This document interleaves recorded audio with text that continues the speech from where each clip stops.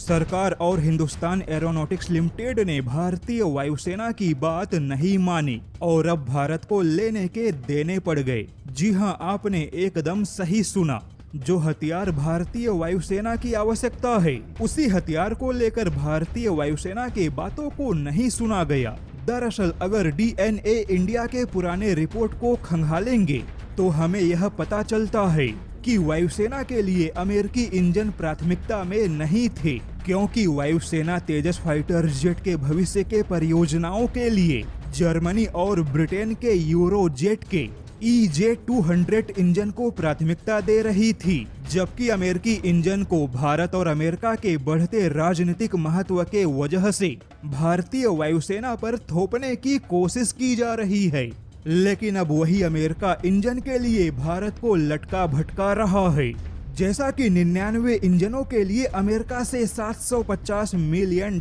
का सौदा हुआ, लेकिन डीएनए के रिपोर्ट के मुताबिक वायुसेना अमेरिकी इंजन को नहीं बल्कि जर्मनी और ब्रिटेन के यूरोफाइटर में लगा यूरोजेट का इंजन चाहती थी। रिपोर्ट के मुताबिक यूरोजेट आसानी से भविष्य के तेजस में फिट हो जाता, जबकि अमेरिका के F414 इंजन को तेजस के हिसाब से फिर से डिजाइन करना होगा और ऐसा करने से हिंदुस्तान एरोनॉटिक्स लिमिटेड और भारत के रक्षा कंपनियों को भी काम मिलेगा, जिस वजह से हिंदुस्तान एरोनॉटिक्स लिमिटेड ने भी रक्षा मंत्रालय के सामने अमेरिकी इंजन को ही समर्थन दिया। हालांकि अमेरिकी इंजन काफी दमदार इंजन है, लेकिन अमेरिकी इंजन को रीडिजाइन करने के वजह से भारत के तेजस फाइटर जेट के परियोजनाओं में और भी ज्यादा विलंब होगा। ऐसे में देखा जाए तो अमेरिका के साथ बढ़ते राजनीतिक महत्व के वजह से अमेरिकी इंजन को प्राथमिकता दी गई,